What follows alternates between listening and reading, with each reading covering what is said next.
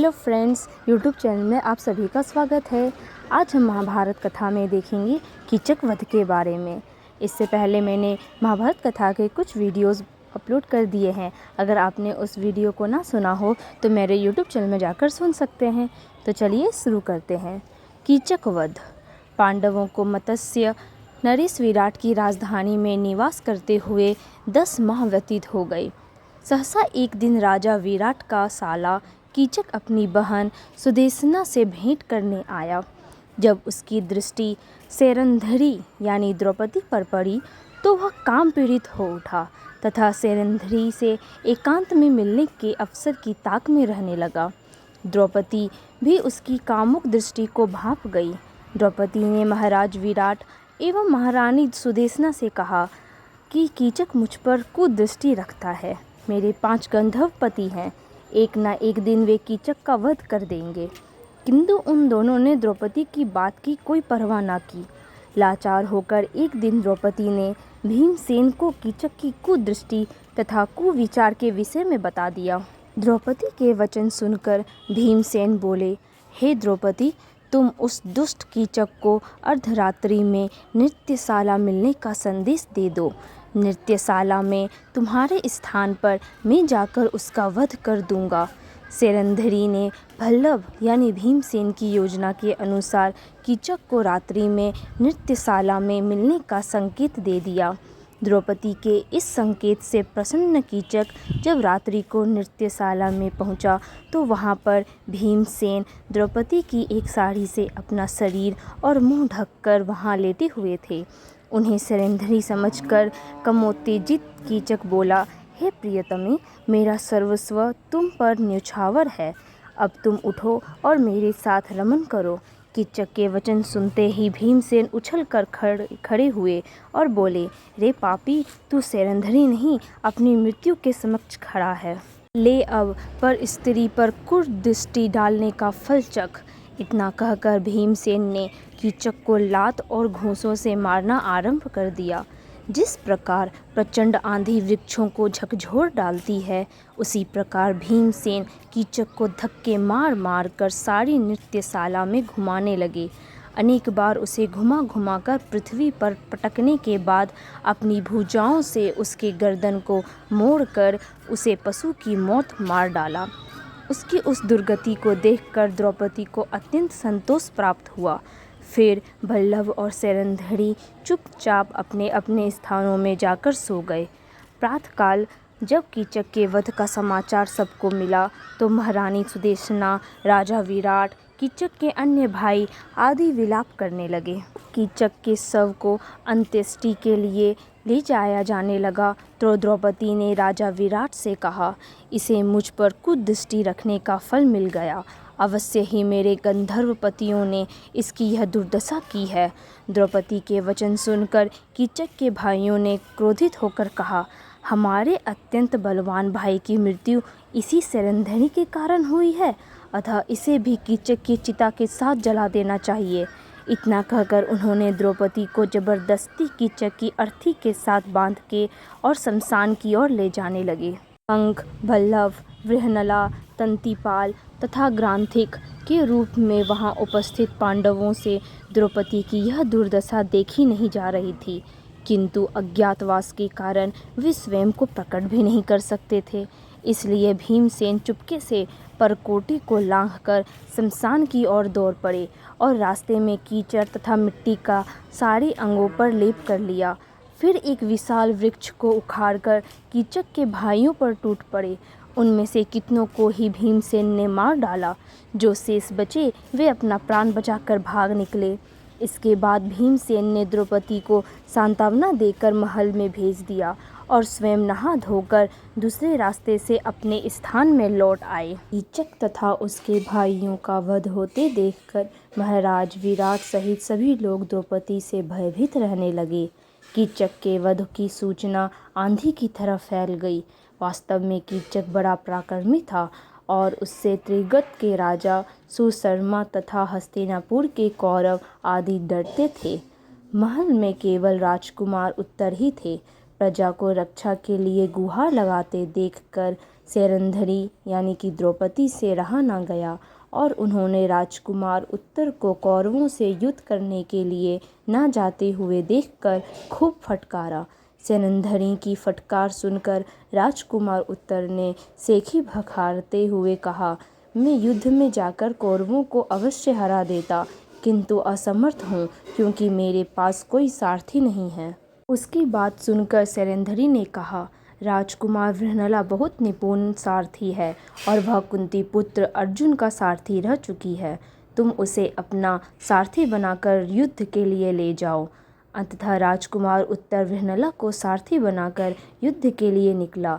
उस दिन पांडवों के अज्ञातवास का समय समाप्त हो चुका था तथा उनके प्रकट होने का समय आ चुका था। उर्वशी के शापवश मिली अर्जुन की नपुंसकता भी खत्म हो चुकी थी। अतः मार्ग में अर्जुन ने उस शमशान के पास, जहाँ पांडवों ने अपने अस्त्र शस्त्र छुपाए थे, रथ रोका और चुपके से अपने हथियार ले लिया।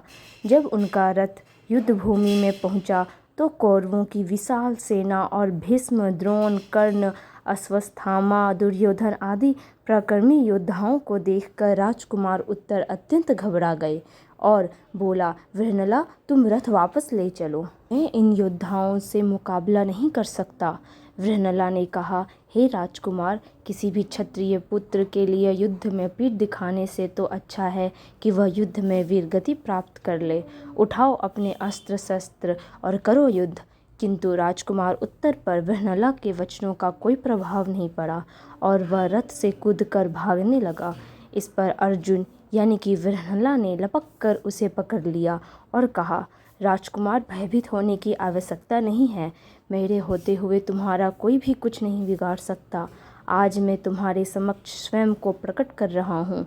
मैं पांडुपुत्र अर्जुन हूँ और कंक, युधिष्ठिर, भल्लभ, भीमसेन, तंतीपाल, नकुल तथा ग्रांथिक सहदेव हैं। अब मैं इनसे युद्ध करूँगा। तुम अब इस रथ की बागडोर संभालो। यह वचन सुनकर राजकुमार उत्तर ने गदगद होकर अर्जुन के पैर पकड़ लिया कि देवदत्त संघ की ध्वनि रणभूमि में गूंज उठी। उस विशिष्ट ध्वनि को सुनकर दुर्योधन भीष्म से बोला, पितामह, यह तो अर्जुन के देवदत्त संघ की ध्वनि है। अभी तो पांडवों का अज्ञातवास समाप्त नहीं हुआ है। अर्जुन ने स्वयं को प्रकट कर दिया, इसलिए अब पांडवों को पुनः 12 वर्ष का वनवास और 1 वर्ष का अज्ञातवास भोगना होगा। दुर्योधन के वचन सुनकर भीष्म पितामह ने कहा, दुर्योधन, कदाचित तुम्हें ज्ञात नहीं है कि पांडव काल की गति जानने वाले हैं। बिना अवधि पूरी किए अर्जुन कभी सामने नहीं आ सकता। मैंने भी गणना कर लिया है कि पांडवों के अज्ञातवास की अवधि पूर्ण हो चुकी है। दुर्योधन एक दीर्घ निश्वास छोड़ते हुए बोला, अब जब अर्जुन का आना निश्चिंत हो चुका है तो पितामह, हमें शीघ्र ही व्यूह रचना ले लेना चाहिए। इस पर भीष्म ने कहा, वत्स, तुम 1/3 सेना लेकर गौओं के साथ विदा हो जाओ। शेष सेना को साथ लेकर हम लोग यहाँ पर अर्जुन से युद्ध करेंगे। भीष्म पितामह के परामर्श के अनुसार दुर्योधन गौओं को लेकर 1/3 सेना के साथ हस्तिनापुर की ओर चल पड़ा। यह देखकर कि दुर्योधन रणभूमि से लौटकर जा रहा है, अर्जुन ने अपना रथ दुर्योधन के पीछे दौड़ा दिया और भागते हुए दुर्योधन को मार्ग में ही घेर कर अपने असंख्य बाणों से उसे व्याकुल कर दिया। अर्जुन के बाणों से दुर्योधन के सैनिकों के पैर उखड़ गए और वे पीठ दिखाकर भाग गए। सारी गौएं भी रंभाती हुई विराट नगर की ओर भाग निकली। दुर्योधन को अर्जुन के बाणों से घिरा देखकर कर्ण, द्रोण, भीष्म आदि सभी वीर उसकी रक्षा के लिए दौड़ पड़े। कर्ण को सामने देखकर अर्जुन के क्रोध का पारावार न रहा। उन्होंने कर्ण पर इतने बाण बरसाए कि उसके रथ, घोड़े, सारथी सभी नष्ट भ्रष्ट हो गए और कर्ण भी मैदान छोड़कर भाग गया। कर्ण के चले जाने पर भीष्म और द्रोण एक साथ अर्जुन पर बाण छोड़ने लगे, किंतु अर्जुन अपने बाणों से बीच में ही उनके बाणों के टुकड़े टुकड़े कर देते थे। अंततः अर्जुन के बाणों से व्याकुल होकर सारे कौरव मैदान छोड़कर भाग गए। कौरवों के इस प्रकार भाग जाने पर अर्जुन भी विजय शंख बजाते हुए विराट नगर लौट आए। दोस्तों, अब हम जानेंगे पांडवों का राज्य के बारे में। पांडवों का राज्य। लौटाने का आग्रह और दोनों पक्षों की कृष्ण से सहायता की मांग। राजा सुशर्मा तथा कौरवों को रणभूमि से भगा देने के बाद पांडवों ने स्वयं को सार्वजनिक रूप से प्रकट कर दिया। उनका असली परिचय पाकर राजा विराट को अत्यंत प्रसन्नता हुई और उन्होंने अपनी पुत्री उत्तरा का विवाह अर्जुन के पुत्र अभिमन्यु के साथ बड़े ही धूमधाम के साथ कर दिया। इस विवाह में श्री कृष्ण तथा बलराम के साथ ही साथ अनेक बड़े बड़े राजा महाराजा भी सम्मिलित हुए। अभिमन्यु के विवाह के पश्चात पांडवों ने अपना राज्य वापस लौटाने के उद्देश्य से श्री कृष्ण को अपना दूत बनाकर हस्तिनापुर भेजा। धृतराष्ट्र के राजसभा में यथोचित सत्कार और आसन पाने के बाद श्री कृष्ण बोले, हे राजन, पांडवों ने यहाँ उपस्थित सभी गुरुजनों को प्रणाम भेजते हुए कहलाया है कि हमने पूर्व किए करार के अनुसार 12 वर्ष का वनवास तथा 1 वर्ष का अज्ञातवास पूरा कर लिया है। अब आप हमें दिए वचन के अनुसार हमारा आधा राज्य लौटा दीजिए। श्री कृष्ण के वचनों को सुनकर वहाँ उपस्थित भीष्म, विदुर, द्रोण आदि गुरुजनों तथा परशुराम, कण्व आदि महर्षि गणों ने धृतराष्ट्र को समझाया कि वे धर्म तथा न्याय के मार्ग में चलते हुए पांडवों को उनका राज्य तत्काल लौटा दें। किंतु उनकी इस समझाइश को सुनकर दुर्योधन ने अत्यंत क्रोधित होकर कहा, ज्येष्ठ पुत्र होने के नाते इस राज्य पर मेरे पिता धृतराष्ट्र का अधिकार था, किंतु उनके अंधत्व का लाभ उठाकर चाचा पांडु ने राज सिंहासन पर अधिकार कर लिया। मैं महाराज धृतराष्ट्र का ज्येष्ठ पुत्र हूँ, अतः इस राज्य पर मेरा और केवल मेरा अधिकार है। मैं पांडवों को राज्य तो क्या, सुई की नोक के बराबर भी भूमि देने के लिए तैयार नहीं हूँ। यदि उन्हें अपना राज्य वापस चाहिए तो वे हमसे युद्ध करके उसे प्राप्त कर लें। उपस्थित समस्त जनों के बारंबार समझाने के बाद भी दुर्योधन अपनी बात पर अडिग रहा और श्री कृष्ण वापस पांडवों के पास चले आए और दोनों पक्षों में युद्ध की तैयारी होने लगी। पांडवों को राज्य न देने के अपने निश्चय पर दुर्योधन के अड़ जाने के कारण दोनों पक्ष में मध्य युद्ध निश्चित हो गया तथा दोनों ही पक्ष अपने लिए सहायता जुटाने में लग गए। एक दिन दुर्योधन श्री कृष्ण से भावी युद्ध के लिए सहायता प्राप्त करने हेतु द्वारिकापुरी जा पहुंचा। जब वह पहुंचा उस समय श्री कृष्ण निद्रामग्न थे, अतएव वह उनके सिरहाने जा बैठा।